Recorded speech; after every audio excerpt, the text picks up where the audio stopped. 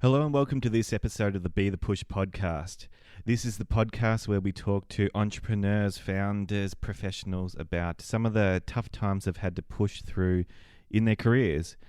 Today, I was lucky enough to speak to Paul Bennetts, who is the CEO of Spaceship in Australia, and it's one of the local startups that's making a lot of noise at the moment in the scene, and they're doing amazing things. They've brought on high-profile investors such as Mike Cannon-Brookes and Jane Liu, and Paul is an extremely intelligent man, as I learned during this interview. Before we go to the full discussion, I want to give you a sneak peek of what Paul thought of some of the challenges he faces as a founder of a rapidly growing tech startup. This week, I don't know who I was talking to, but I said, all these VCs, they're hiring community managers, right? I think that's great. I think that's a wonderful thing. I think anything that helps bring the ecosystem together and start sharing learnings and transparency is a good thing. But part of me is like, you kind of need like a psychologist or a coach, at these big investment houses, to really kind of think through the softer skills within doing something that's never been done before. I really like saying that. Rather than saying startup, I really like saying do something that's never been done before. Because that's what we're really trying to do, Mm-hmm. And to do something that's never been done before, you have to do something that's never been done before, right? And if you think through that mindset, then you start thinking about, well, that feels like a really hard thing to do each and every day, and kind of leave it in the office and go home, So I think there's a lot of the emotional challenges, within personal relationships and all that sort of stuff is something that's not at all talked about. And Brad Feld, who's a wonderful gentleman from VC in America, he wrote a book on, I can't remember what it's called, but it was half a decent book. But I think that should be talked about more. I remember I was talking to one founder and who will be unnamed, Right. Who said, I've been doing this startup for 6 months now, and I caught up with my friends at a barbecue on Sunday, and I don't know how to relate to them anymore, because they're all in their corporate jobs and their comfortable careers, and here I am, outside doing this crazy thing. I don't know how to have a conversation, and I'm not kind of watching comedians in cars, having coffee anymore. I'm not watching whatever the latest Netflix TV series is, because I don't have time. I'm kind of thinking deeply and more than anyone else about this one thing that I can't stop thinking about. So I think if your podcast is about the roadblocks or the hard times, I think everyone would be well served if we talked more about how do you conquer yourself. So there's a cool quote. I think it's he who conquers himself.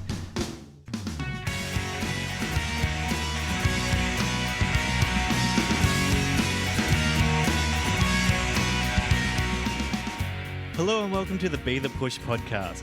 My name is Jack Ferguson, and I'm going to be sharing with you stories of how business owners and entrepreneurs had to push through the hard times in their careers.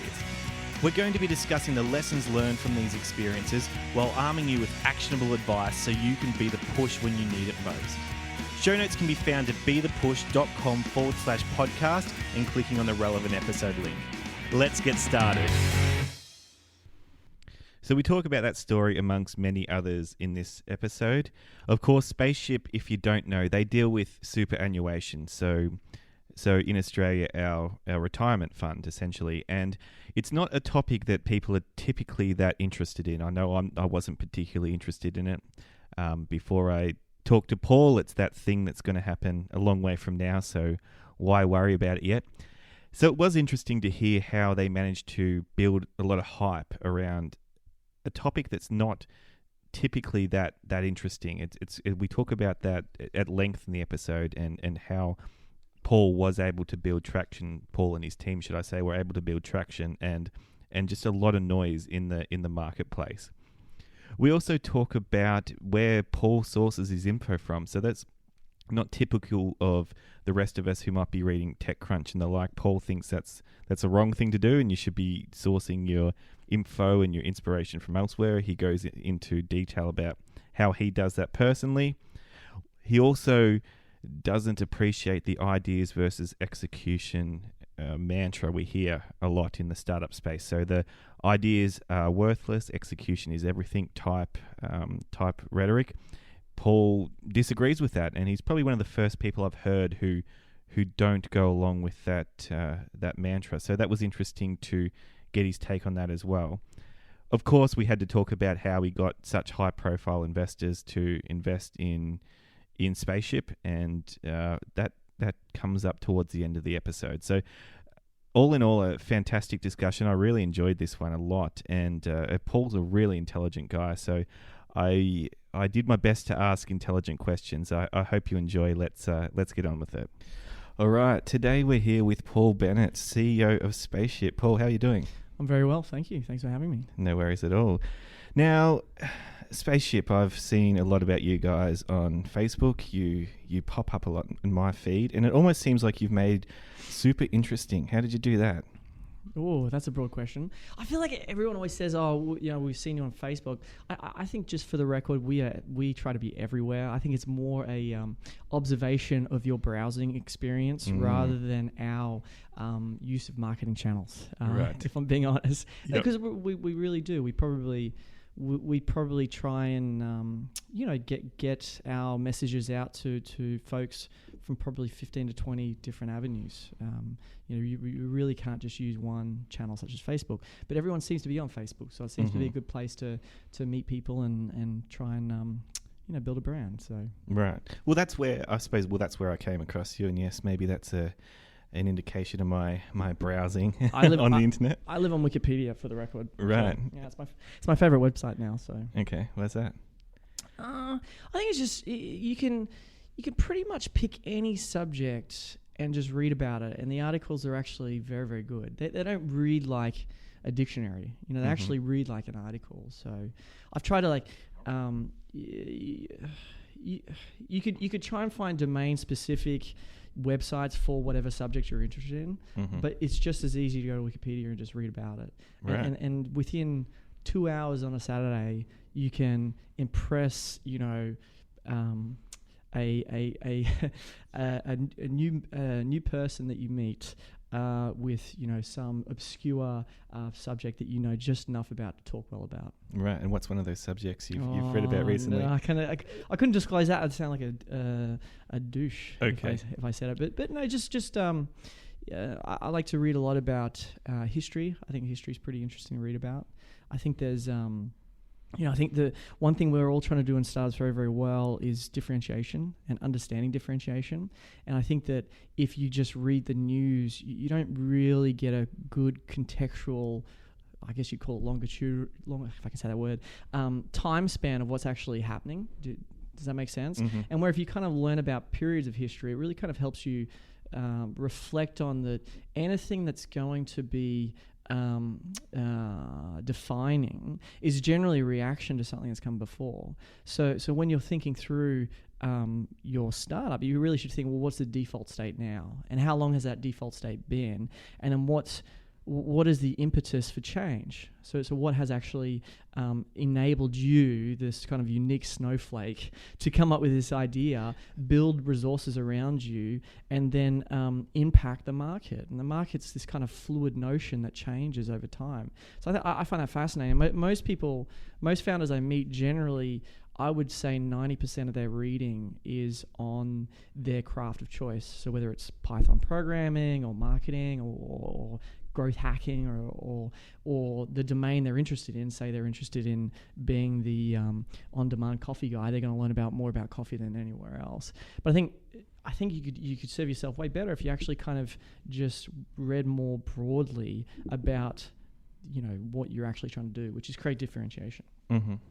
So are you going into other subjects that other people might think don't necessarily apply to your trade or field of choice, I suppose, totally. to find, what are you trying to find? You're trying to find something that you can apply to what you do then, or? Well, I mean, the subject of your podcast, which, I confess I haven't had a chance to check out yet, but I will after this, which I think is a wonderful premise for a podcast, which is, what makes startups hard, right? And you definitely don't come across that within your sort of, TechCrunch reading or Startup Daily or the AFR, whatever your kind of medium of choice is. But I think if you read, certainly what I do, if you read about historical periods, you start reading about the people who've kind of been change makers in those periods.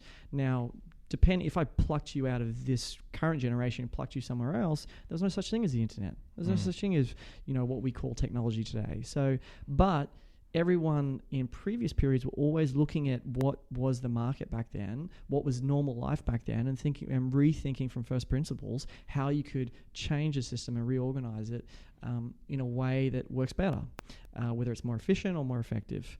And what I find fascinating is when you actually read about the personalities and people behind those broad sweeping changes in history, they're always such fascinating characters, and there's always something about them that is some attribute about them that makes them generally be rejected by society, kind of be pushed out. And so they have these very difficult lives. If you averaged out every story of someone who's made a change in a market, right? Not even history. Generally, there's something very, very different about them, and I think that's fascinating to think about and read about, particularly as we're going to get honest now. So someone like myself, I've always kind of never really felt like I fitted into corporate life or big companies or all that sort of stuff.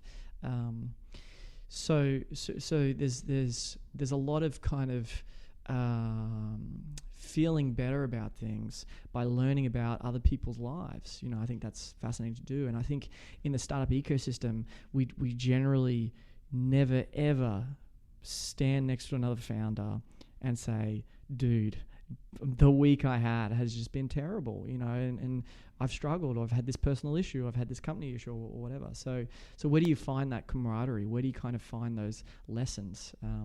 That Charlie Munger guy who everyone seems to be a fan of. The type of book he has most read is biographies for a similar reason. You avoid mistakes by learning others' mistakes. So. Right, very interesting. So, are you almost saying there should be more honesty and more of that?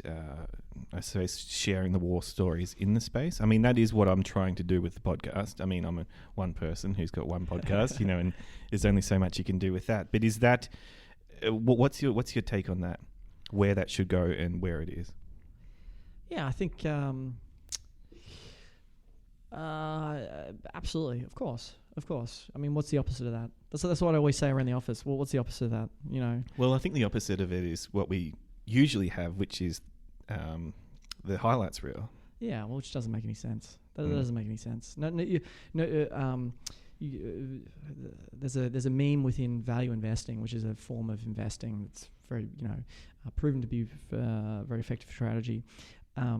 Where they always say there's more to learn from failures than successes. I think it's more nuanced than that. I think that if you really kind of deeply analyze a company's trajectory, you could learn a lot. But it's very, very hard to do deep analysis because there's no data out there.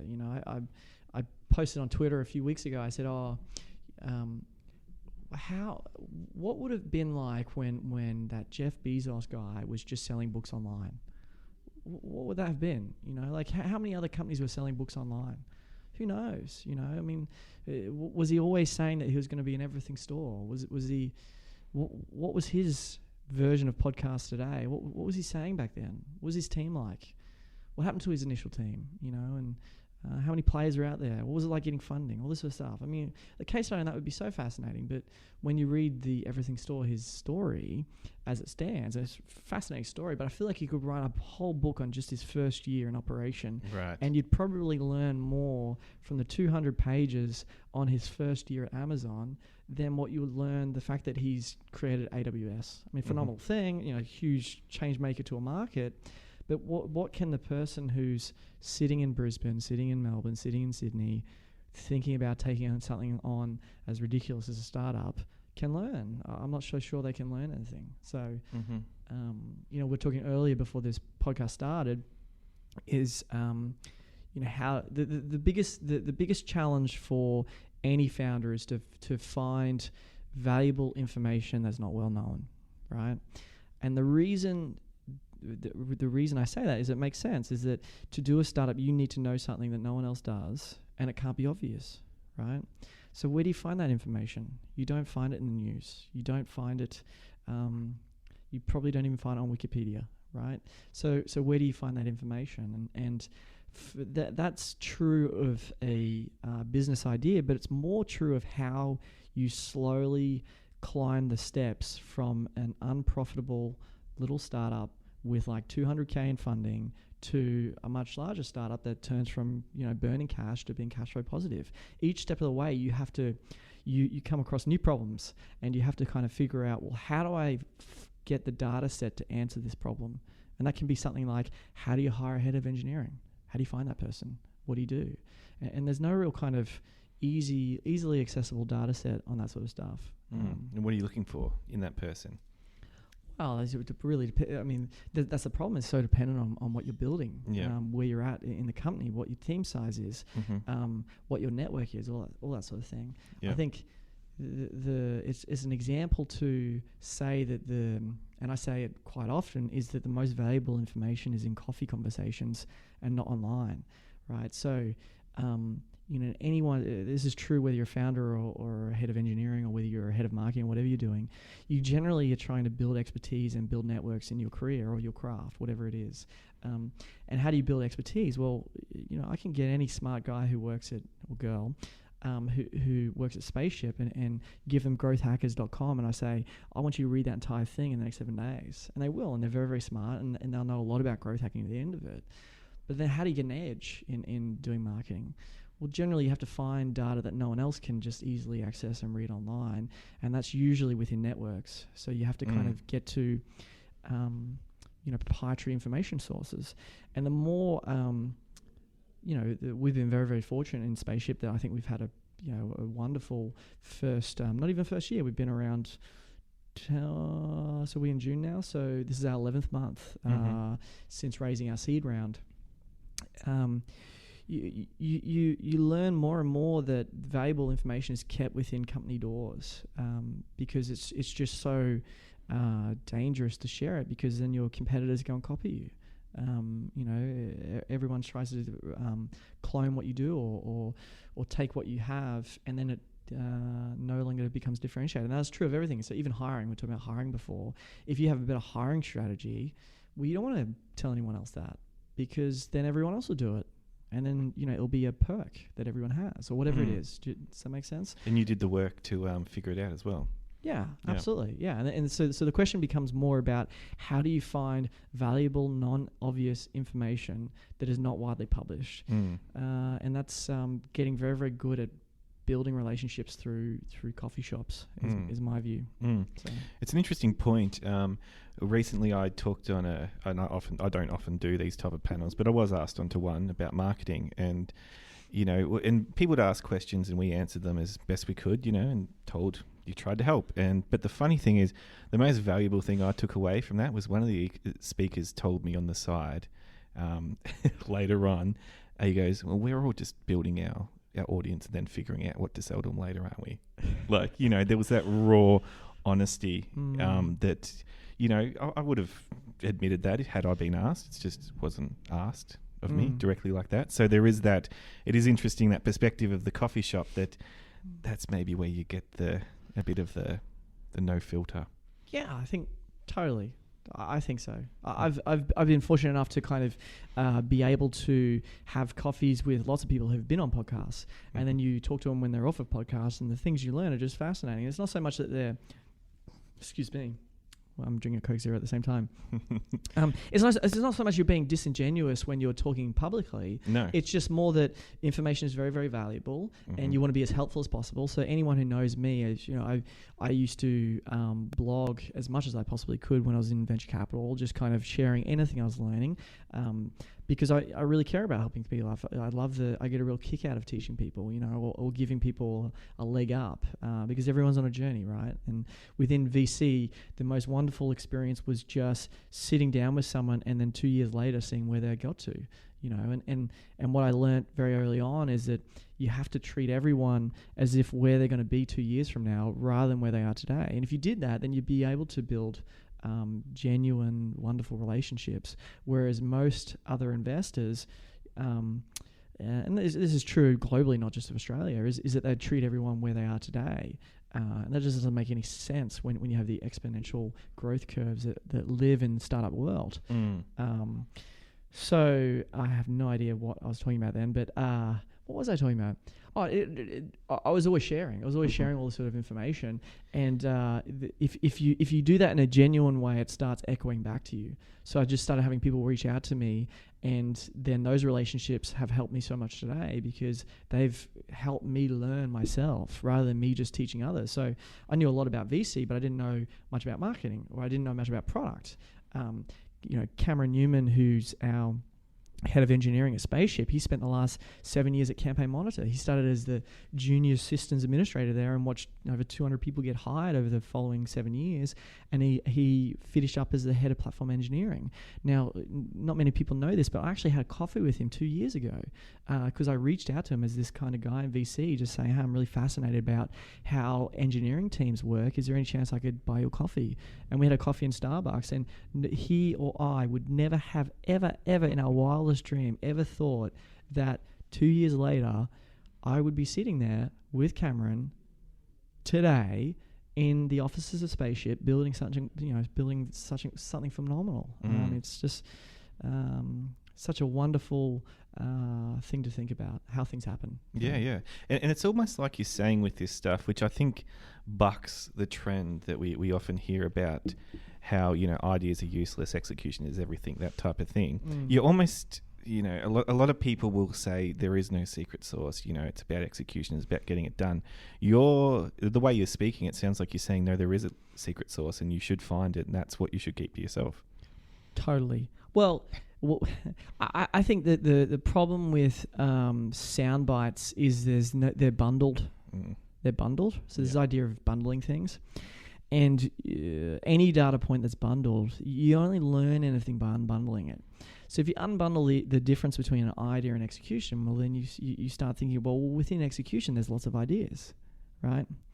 And then within those ideas, there's lots of execution. So it feels like a circular loop that makes no sense to me. So whenever someone says it's not the idea, it's the execution, I just roll my eyes and just go, that makes no sense, because I'm just going from idea to execution in my mind.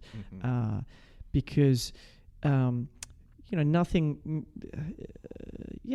I think that answers that question well. I would say that more broadly, if you see some of the best investors globally, such as Bill Gurley, I listened to a podcast of his. He's probably one of the top 5 people I listen to within the VC context. It's so interesting to see what they recommend to founders to read, and I think it was the first or second book that he recommended people to read, which was Michael Porter's competitive strategy, and that's all about ideas. That's about how to kind of think through an idea and understand the idea, and what Gurley is really talking about is how can you be in charge of building a differentiated and defensible business if you don't understand differentiation and defensibility? Otherwise, you will just execute anything rather than kind of thinking through, well, hang on, how deeply do I understand this market, and how deeply do I understand the competitive set, and how deeply do I understand how this product really works? So, yeah, I don't like the statement, idea, execution, whatever that riffraff says about it. Right, very interesting. Yeah. Okay, so I just want to take a step back just for a second. You did mention before that you don't see yourself as someone who necessarily fits in or did fit into corporate life. Was that a common theme throughout your whole life in all areas, or is that something that you felt specific to the workforce was the case? No, I think everyone has pockets where they feel more comfortable in, and you have kind of skill sets and then personality types, and you have things you're good at doing, and then you have a personality that needs to map to an environment where you can do those skills properly, I guess. So sometimes you'll find it, sometimes you won't. I've had a wonderful career so far, and I've enjoyed each of those experiences. They've all been very, deep learning experiences. But it as someone who's has the excuse me, this Coke Zero is going straight through me. To have the wherewithal and the kind of attributes you need to kind of start something from nothing, and then get super high quality people around you to help execute. I'll use that word. Yeah. On it, you need to be a kind of certain type of person. I don't think that person generally lives well within a corporate environment. And ask anyone in Spaceship, they'll tell you more about me than I'll tell you about me. If that makes sense. So. Okay. All right. So what did those first couple of weeks look like? Like, how did you go from considering starting a company, deciding that VC, the corporate life wasn't for you, to starting and those first couple of weeks? What did that look like? I think, the 2-minute story of Spaceship is that I've always been fascinated by how economic engines work, right? And so what are we really trying to do in our careers? Well, we can only really work until a particular point in our lives. Now, if you're, Mr. Li Ka-shing in Hong Kong, who's a phenomenal person, he's retiring next year and he'll be 90, right? Okay. That's the reason I bring him up. I don't think, if you think about whenever I think about things, I always like to think about the school classroom. So you remember being in grade 12 and you had all those people in your class, there's usually like 30 of them? Yep. They all grow up, right? All those personalities grow up. Mm-hmm. And I love thinking about that. So you think about all those personalities in the room, there's no way that all of them can work till they're 90 years old, right? So generally you have to work until, say, 65, which is the sort of generally accepted retirement age. Well, if you're going to live past 65, then you have to kind of fund that, right? So how do you fund it? So you're essentially building a craft of your career where you build expertise and build networks to get better at a craft, and hopefully you'll be more differentiated in your craft than your competition within your career ladder to build enough wealth to retire at 65, right? Now that's a bundled statement. There's a lot in there. If you're like all us Australians, we'll force ourselves to save money over time. So when you wake up and you retire, you'll have wealth to do it. Now the question becomes, well, how much to save? And then how do you mechanize that investment? And those two questions are fascinating questions to think about, because if you are more bearish about what financial markets can return over the next 30 years, then you'll generally save more now than less, right? Whereas other people might just save whatever they're told to save, right? So there's a question around what is the right savings rate. And then number two is, how do you mechanize that? Now I think everyone would agree there's kind of two ways you can build wealth. You can do what a bank does, and you can loan out your savings to someone, and hopefully they pay it back with a bit of interest. Yep. Or number two, you can buy a business, and you can own that business over time, and hopefully that business will grow. The economic engine of that business will grow. Now, I love thinking about that that way, because then everyone goes, well, hang on, that feels kind of simple. I just have to work out which businesses I should own over the next 30 years. And keep in mind, there's probably 5 business cycles that will happen over that 30-year period, right? Or some number of business cycles, whatever it is. 2 business cycles, 1 business cycle, some sort of thing. And then you have to think about, well, which businesses should I own, right? Now, what we could do, you and I, we could go 50-50 and buy a cafe downstairs, right? Mm-hmm. But if you think about cafes, generally they go out of business, sadly, right? They generally, there's only one Starbucks.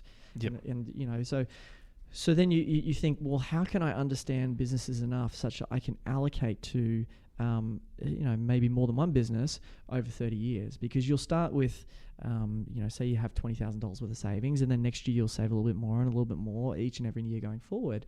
And generally there's two schools of thought as to how you can pick which businesses to own over the next 30 years. There's one school of thought, which is kind of like the index investor club, which is just buy the biggest businesses. Just buy the biggest ones. Go pick 100 that are biggest right now and just own those ones. Mm-hmm. Or there's the other person who feels like they could probably do themselves a little bit better by selecting which companies they feel are the most differentiated and defensible economic engines, right? So what are the highest quality ones?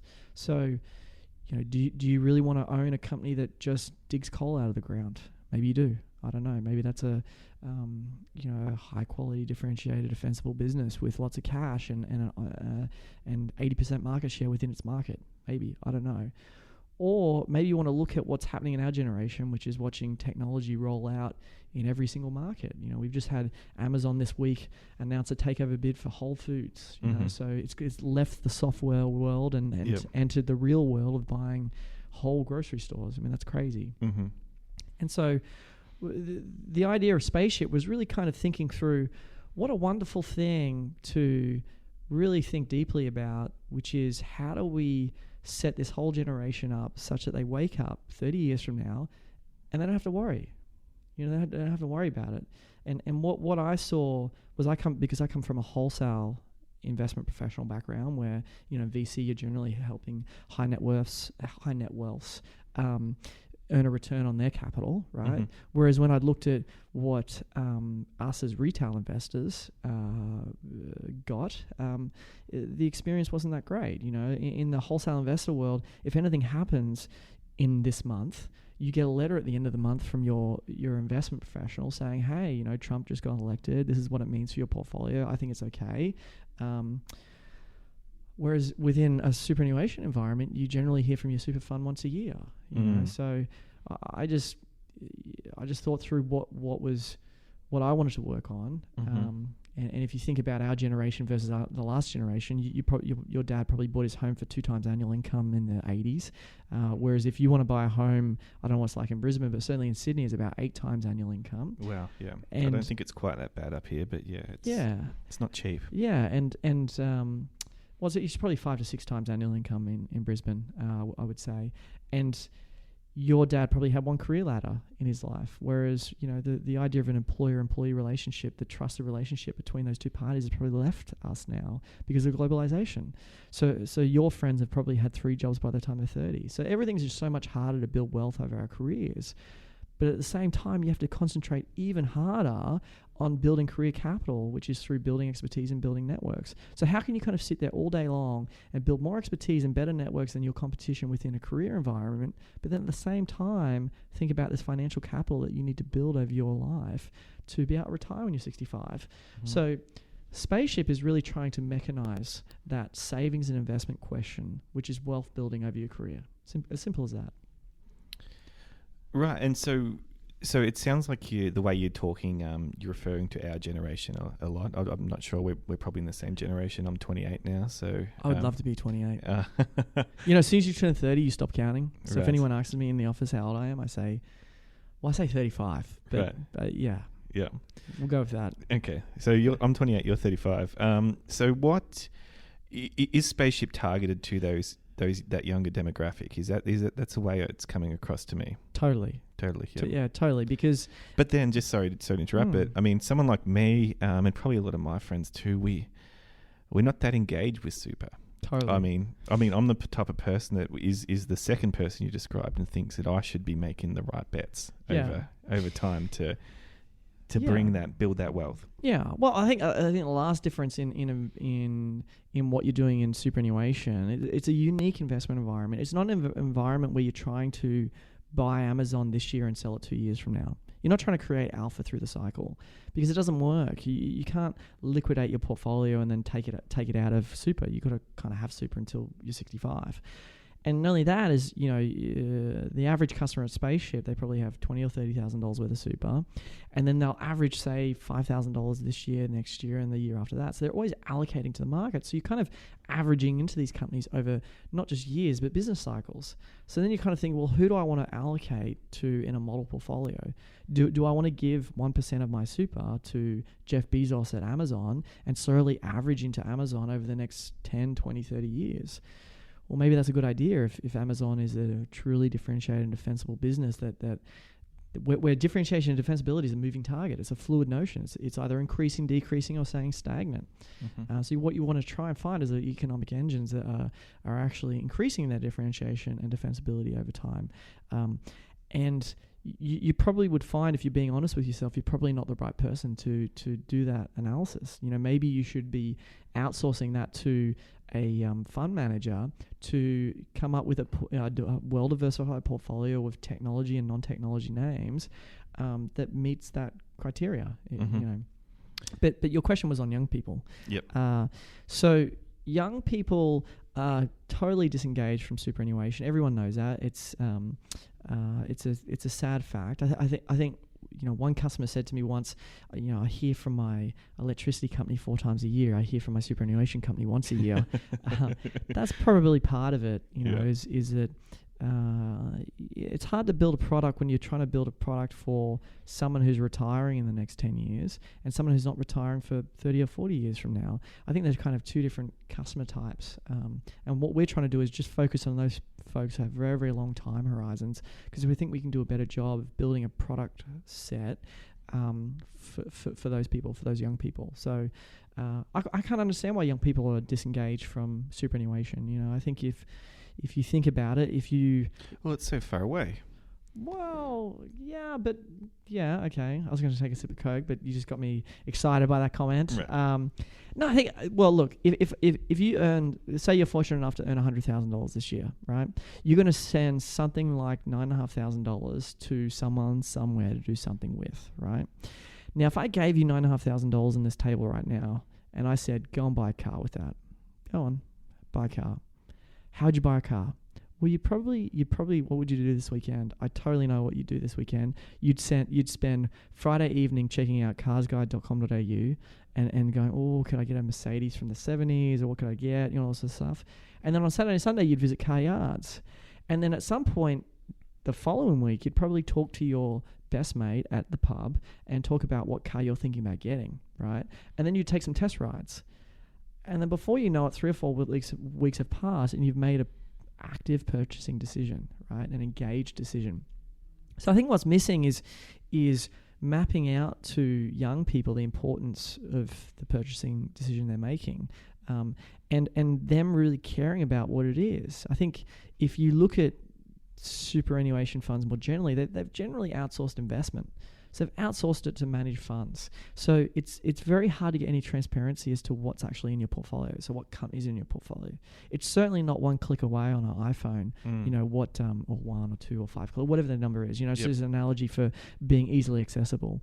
But if you own, like if you have $100,000 worth of super and you go into Spaceship, you have, I think the number's something like $2,700 and something dollars in Google as the largest holding.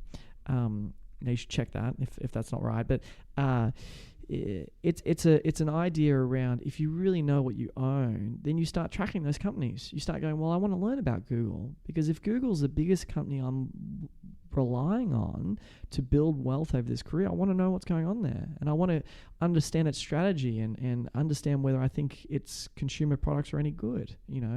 Whereas most people, if they looked at their super, they might find that maybe the big 4 banks are their biggest holding. They think through the big 4 banks and they go, well, hang on, the big 4 banks are worth $425 billion together. Facebook is worth somewhere in the order of $4 to $450 billion on its own. On its own, yep. Right? So here, how crazy is this? Our 4 regional banks in this little country, in this little place called the Outback, is the same value or thereabouts of the most talked about and covered investment company in the world, which is Facebook. You can't start a day without finding a journalist somewhere talking or writing about Facebook on that day. Mm-hmm. Do you think that's crazy? I think that's a fascinating thing. And if you look at the profits our big 4 banks make, they make $1,000 profit per person in Australia. That's huge. Mm-hmm. That to me is if you really thought about that, you'd kind of go, well, that's interesting, and at least talk about it. And if you want to hold them as your top holdings, then fine, but at least think through the reason behind it, So you're challenging. Are you suggesting that having shares in the big 4 banks and not even considering Facebook is strange, or is Doesn't make sense. Oh, look, I think you should have a fully diversified portfolio, right? So you should make sure that you own enough companies within your portfolio to be diversified, right? So if there's any one company or group of companies that decline in value to a point where they can't come back in value, then you're somewhat protected through diversification. So at Spaceship, you still own the big four banks, right? You just don't own them as much as what you would in, say, perhaps a different investment option. I think our ethos at Spaceship is really, if you're gonna be allocating to this fund for the next 30 years, shouldn't you kind of think about what the world looks like 30 years from now? Do you know what I mean? Yeah. And shouldn't you kind of think through, well, if that's the way the world is heading, how should I invest today? And if you look at the standards, if there is a standard superannuation portfolio, usually they have something like 20 to 30 or 40% in Aussie stocks. And I have customers come to me who are like, hey, I'm on a visa from Brazil. I'm working here. My super fund's telling me that I should own, this massive allocation to Australian companies, but I'm from Brazil. Does that mean I should own Brazilian companies, or what should I? I don't get it. And then he'll say to me, hey, I did some research, and did you know that Australian companies only make up 3% of all world equities, right? All of world equities, 3%. So if you believe that you should just own the index, which is the market, then why would you have 30% in Aussie stocks? That's like a 10 times overweight position in Australia. Maybe there's a good reason for it, but at least make an active decision as to why you've constructed it that way, or be able to talk intelligently about it. Because I worry when customers don't have all the information as to why they're making an investment decision. It's okay to have a different view. It's just have all the information. And what we're trying to do very, very well, and I don't think we're there yet, is to really kind of give as much transparency as what's going on and help educate customers and future customers of Spaceship as how to think about the long term and how to kind of build savings and wealth over the long term. That's what we're passionate about at Spaceship. And from all these things you said, I think I stand by my original statement. You're making super interesting. It's not stereotypically interesting. That's totally true. Yeah. And that's probably what we're most proud of. I think superannuation has been written about more in the last 6 months than any other period I've been reading the press. Now, I don't know whether that's just because now I'm working at Spaceship that I notice it. Some confirmation bias there, perhaps. Yeah, but it really does feel like a lot of young people now are starting to talk about whether it's Spaceship or superannuation in general. I think that's a wonderful thing for our country because, the last minute I'll spend on superannuation is that superannuation is actually hugely innovative on a global scale. I think we should be so proud as a country as to what superannuation has done for this country. It is amazing to think about what it would have taken for everyone to get in a room and go, hey, I'm actually going to compulsorily take 10% of your income from everyone. Could you imagine doing that decision? That would have been bananas, right? And not only have we done that, but we've continued to innovate the technology side of superannuation. So there's this really cool thing called Supermatch version 2 that came out in, I think, October of last year, where if you give me just your name, address, tax file number, and date of birth, I can actually find where all your super is. And I can find whether you have life insurance with those super funds as well. And with a click of a button, you can really consolidate them into your superannuation fund of choice. Now, that took the ATO building an API with all these 200 or so funds out there to talk to each other.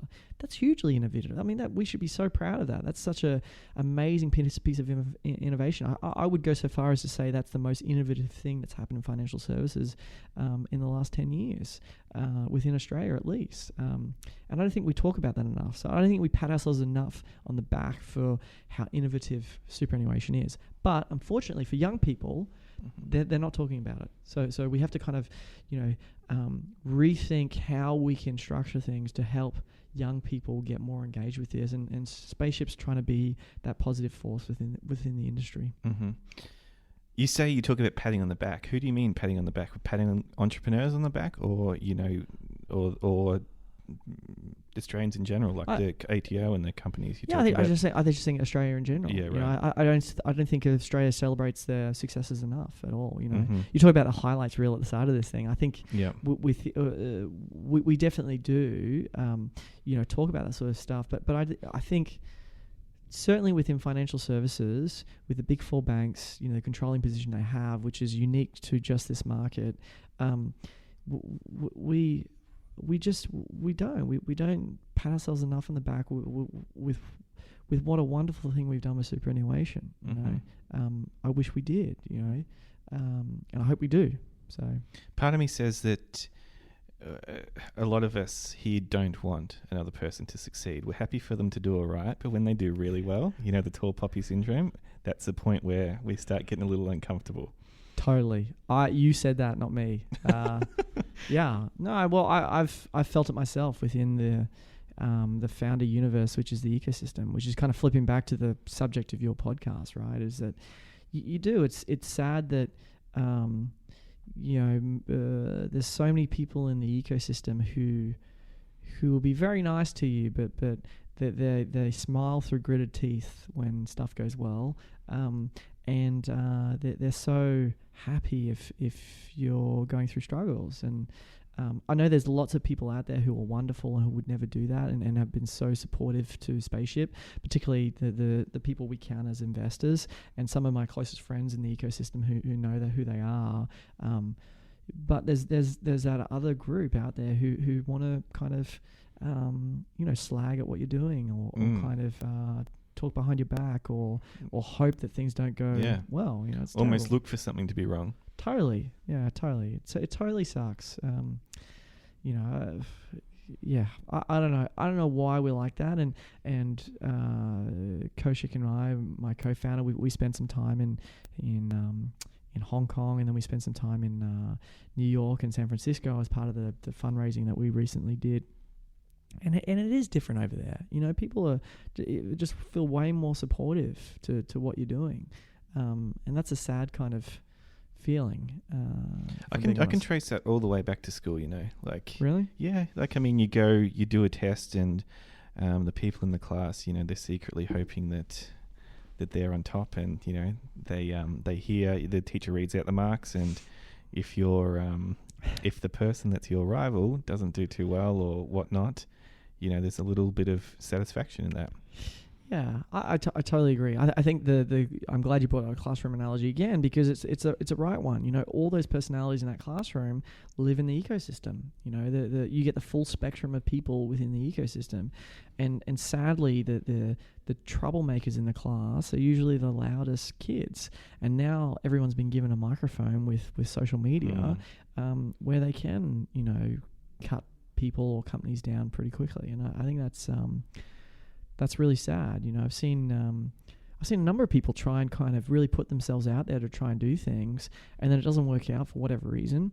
And you see people online kind of, you know, just snigger and talk badly about them as they're trying. You kind of go, why? You know, what benefit are you giving yourself? You know, I mean, I think anyone should be applauded. If anyone steps in the startup ecosystem, they should be applauded just for doing that. Just for getting in the ring. Totally, because it takes so much courage to not take the undifferentiated path, which is, you know, what most people do in careers, you know.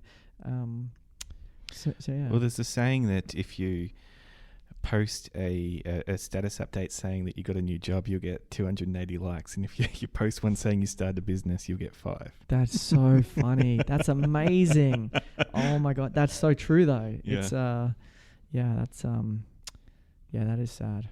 Do you have any theories on how, you know, our culture could overcome that within the entrepreneurial space and probably broadly as well? I mean, I don't think it's confined just to people in business. We don't mind when we see someone who's done really well fall.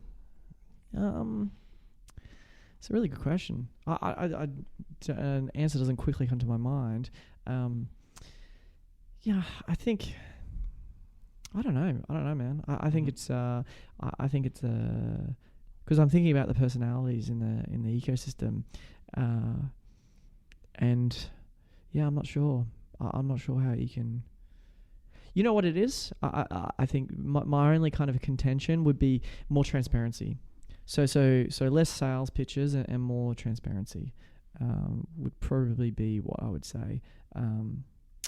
Because if you as an investor, you're very fortunate in that you get to see how companies are really going. You know what struggles they're going through and what's working and what's not. The things that are working are world class. That's wonderful. But generally, when you're in a startup, you have to pick a priority that you need to work on at the absolute detriment to everything else. Do you know what I mean? And the best founders, in my mind, can focus on that priority when they're seeing other things that they could be working on fall to the wayside. And I think that when you see that from an investor's standpoint, you really do applaud that priority, and you don't worry so much about the things that are, I'm trying to think of a bad analogy, but the guy who doesn't clean his room. Right. Do you know what I mean? Yeah. But he does really well on his maths exam because he stayed up all night and didn't clean his room. Does that make sense? Yeah, absolutely. So that's an analogy for what generally happens at under-resourced startups, because every startup is under-resourced, right? The whole point of a startup is being under-resourced.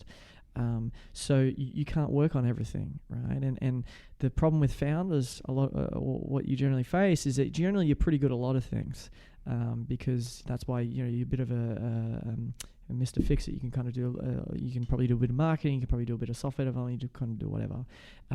But what makes a very good founder is that the founder who can sit there and go, I need to focus only on this thing, and any resources and talent and team that I have around me, I have to make sure all of them are just focused on this one priority, whether it's this week or this month. And we have to forget about all this other stuff. And that's hard to do because you see a lot of stuff coming off train tracks where you're like, oh no, I totally know how to do that. I totally know how to clean my room, but no, don't clean your room. Yeah. Focus on the math exam. Yeah. So was that something that came naturally to you? So you're saying basically, if I can paraphrase here, but you're focusing on the big fire that really needs to be put out, and while you can see there's other small fires around, you need to know that's not worth your time basically to go to those fires and focus on the current one. Well, I think fire's a bad analogy. Okay. Because not that there's anything wrong with it. I think it's just an easy analogy. I think a better analogy is if thinking of it like this, right? Do you read science fiction? Not a lot. Star Wars. Okay. So does that help? I like to think that I read some science fiction. I wish I had more time to read science fiction. Yep. But imagine, here's an idea. I'm coming up with this on the spot, so this may be a train wreck of an analogy. But imagine if you had 1,000 of the smartest people on the planet, like the smartest humans, right? And you weren't sure what the Earth would look like 100 years from now, 200 years from now, 300 years from now, right? And they had to work on something. Well, what is their priority? Should their priority to be fix, the congestion in cities now? Should it to be really think long term and get those 1,000 smartest humans to work on what the world could look like 100 years from now? And that's kind of how I feel in a startup, in that what should you work on? Should you work on the fire, or should you let that fire continue to burn and work on that medium-term thing or long-term thing and really kind of build the rocket or build the spaceship? Yeah, or live in the chemistry lab and try and do something that's never been done before, because if you get that right, you've built value and you've built something the market doesn't currently have right now. Yeah. Whereas if you think about the analogy as just kind of putting out fires, well, it feels like you're all disorganized and you don't know what you're doing and you're just trying to kind of survive. Well, no, I think it's like that. I think that the best startups are ones that are really kind of going, no, I have this amazing team of really smart people and we're trying to, do something that's never been done before. And that's not putting out a fire. That's building something that's never been built. I see. So that I guess that's the nuance. Gotcha. No, thanks for clarifying. So, obviously as a founder, I'm assuming you make a lot of, you got to make a lot of decisions, right? You got to decide what you're going to work on, and as you said, stick to it. Do you ever have any challenges with self-doubt? Totally. Yeah. Do you know I made the joke this week? I don't know who I was talking to, but I said, all these VCs, they're hiring community managers, right? I think that's great. I think that's a wonderful thing. I think anything that helps bring the ecosystem together and start sharing learnings and transparency is a good thing. But part of me is like, you kind of need like a psychologist or a coach, at these big investment houses, to really kind of think through the softer skills within doing something that's never been done before. I really like saying that. Rather than saying startup, I really like saying do something that's never been done before, because that's what we're really trying to do, and to do something that's never been done before, you have to do something that's never been done before, right? And if you think through that mindset, then you start thinking about, well, that feels like a really hard thing to do each and every day, and kind of leave it in the office and go home, So I think there's a lot of the emotional challenges, within personal relationships and all that sort of stuff is something that's not at all talked about. And Brad Feld, who's a wonderful gentleman from VC in America, he wrote a book on, I can't remember what it's called, but it was half a decent book. But I think that should be talked about more. Is I remember I was talking to one founder and who will be unnamed, right.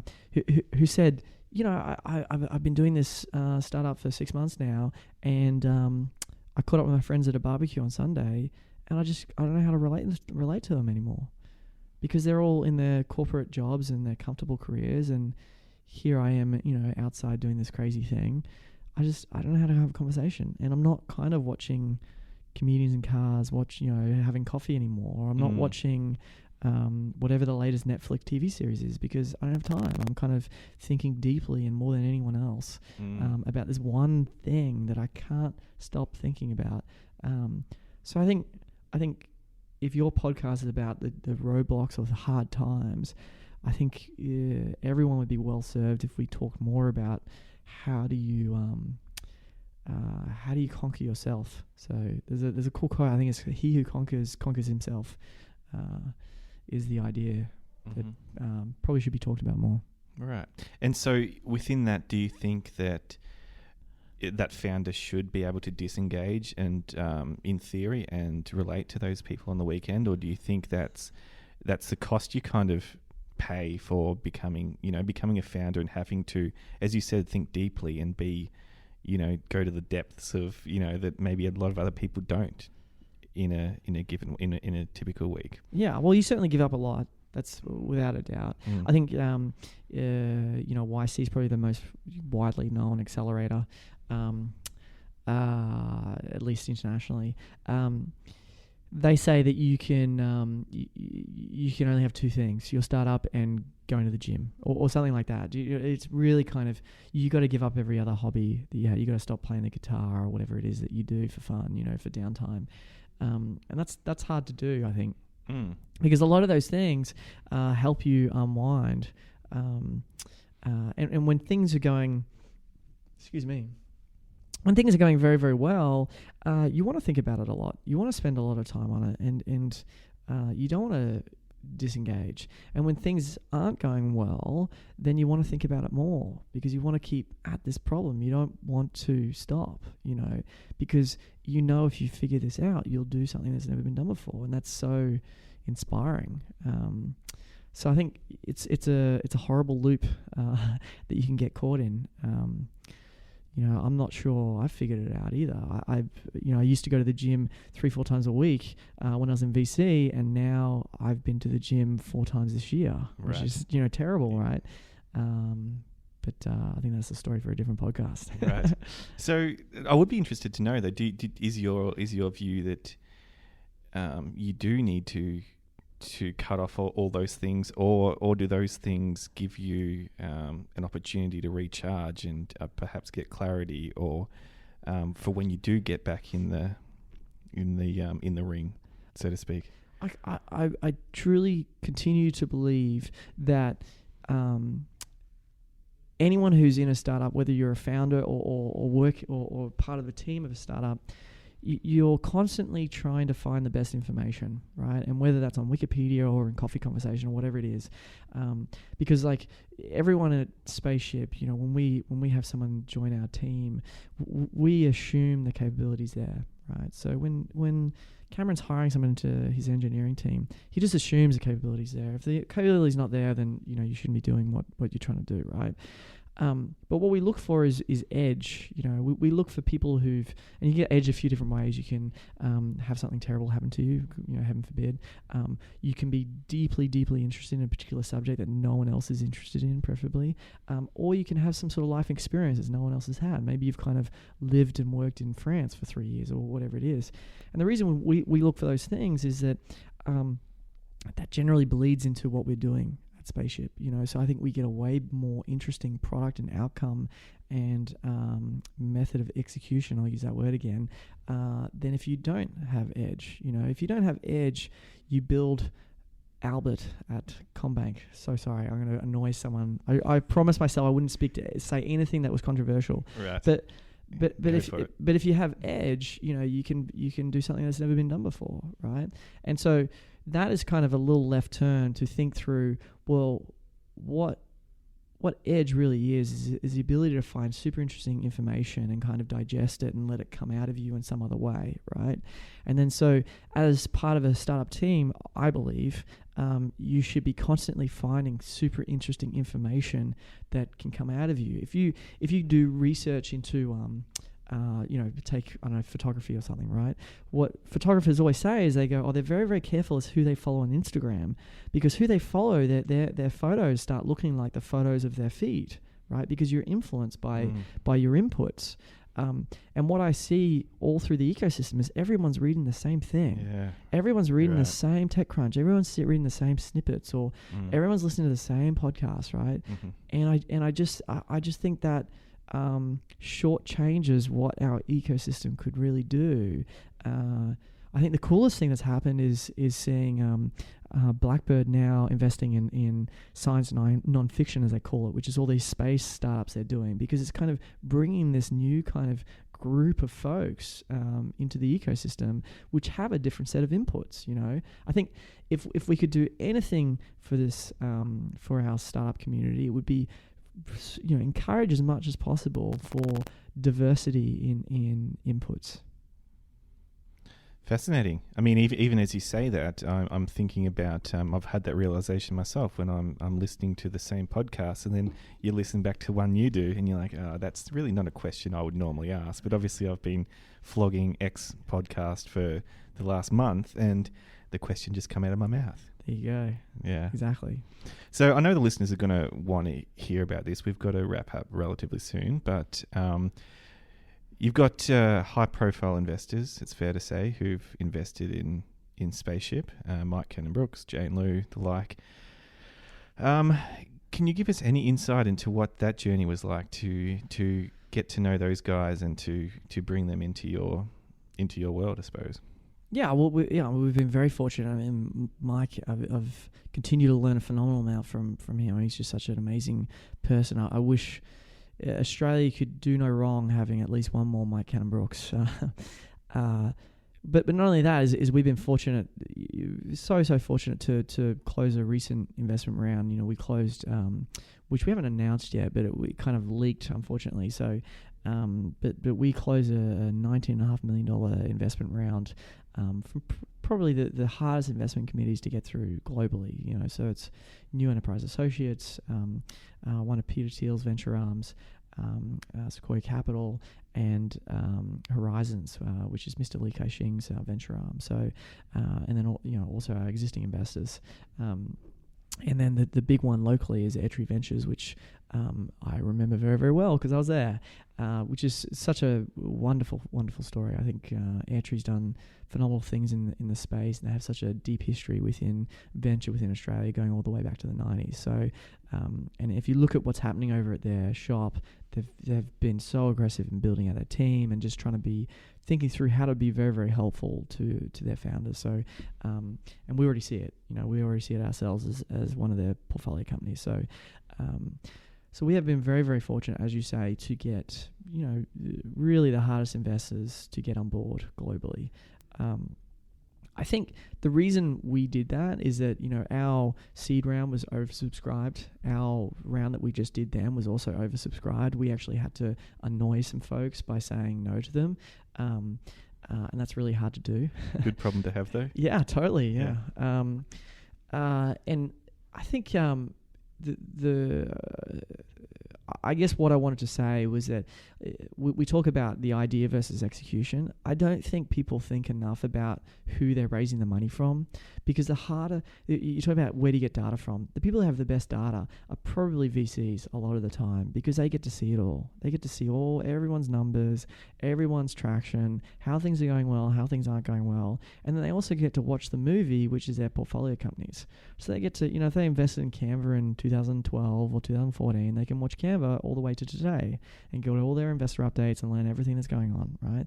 That is material, non-public information. That is an insight and an edge, right? So my view is if you're doing a startup, you should find the hardest investment committee to get through, because then it's a proxy as to a validation around your idea, let alone your execution, right? Because then you understand whether you're really onto something. Whereas I see a lot of founders who take the first money that's offered to them, rather than kind of going, no, thanks very much, that's so wonderful, I appreciate your support, but what I'm really going to do is I'm going to, jump on a plane to Sydney, or I'm going to jump on a plane to San Francisco and keep talking to people and keep thinking through who I really kind of want to raise this from. And Kaushik and I at Spaceship, we learnt so much by all the conversations we had with different investors around the world about what's happening in fintech, right, and how Spaceship fits into that. We feel so privileged to have the quality investors that we have behind us. But we were so deliberate in trying to validate what we're doing by talking to the right people who've seen a lot of stuff. And if you look at the investors that we have, they share investment with the best fintech startups globally right now. And we've been fortunate to kind of learn a lot from learning what those other companies are going through, as well as what we're going through in Australia. So I don't know whether that really answered your question or not, but no, that's interesting. I'd want to know whether you feel you took that approach because of your background in VC. Do you think? Yeah, you totally. wouldn't have done that if you were. Oh, who knows? Right. I think again, everyone's on a journey, and I do my best to share everything I'm learning. I really do. I think that's the best way anyone in the ecosystem can give back, is just being an open book, sharing anything you're learning. It gets harder and harder as you become more successful, because you're not saying I'm successful, but just if you just look at people, they generally quieten down as they Jeff Bezos doesn't have a blog. He's not writing. He's probably a little bit busy right now, right? So it's not something untoward against them. It's just that they're very busy and they're learning a bunch of stuff. And unfortunately, these silos start to occur where there's private, non-public, non-obvious information pools are being formed within companies and leadership teams that don't see the light of day. And I think that's a fascinating thing to think about. But there's a little hack that the best investors in the world get access to some of it, right? And then if you take money off them, then you're getting those insights being fed into you, and you won't find it out having a coffee down at Circular Quay in Sydney, because there's just data's not there, right? So whereas we're fortunate enough to have investors in Hong Kong, New York, and San Francisco, and we go and fly over there and go have conversations that really kind of go, wow, I really learned a lot by doing that. So we're so fortunate to have those folks. I think if I didn't, I realized that early in VC. So I didn't realize that before I got into Airtree Ventures. My first year of Airtree Ventures, I really just thought about it. I said, these people are crazy who Airtree's saying no to, and then they raise the money anyway. And then you think, it's not going to. It's not that it's not going to work. It's more that the probability of success is much harder what they're taking on, right? So whereas the stuff that these blue chip VCs are funding, well, they see everything, and they're backing the sort of top 1% of the ecosystem. So I want to be in the top 1%. If that makes sense, right? And I want to have the validation from what we've done so far, which allows us to get into that top 1%, because the probability of that 1% bucket is mountains more than say somewhere else. So, and that's not saying anything against other, who your investor is or anything like that. Different investors bring different insights. So you should really kind of do your due diligence on who's sitting across from the other side of you on the table and who's not. So, You know, I want to know.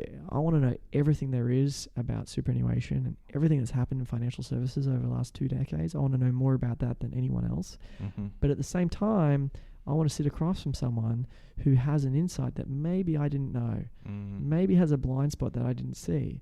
So I want to go talk to folks who've done fintech investments, if that makes sense. Yeah, of course. As a first point of call. So that's how we thought about it.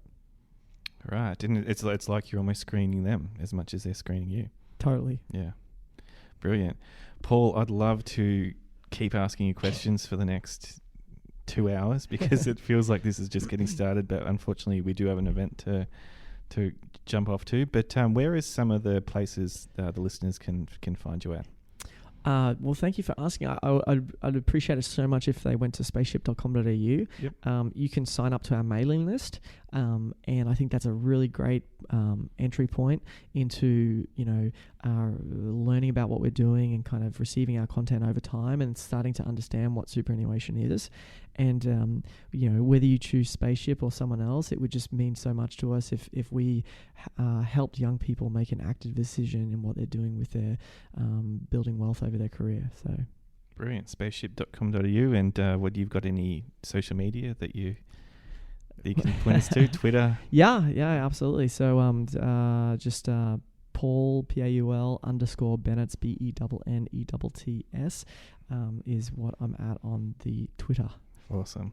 Paul, it's been fantastic. Thanks for being with us. Thank you very much for having me.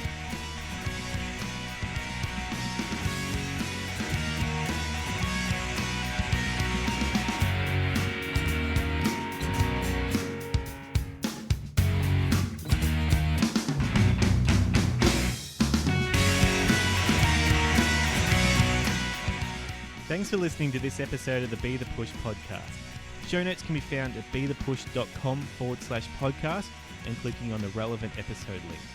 I appreciate your company and look forward to talking to you again soon.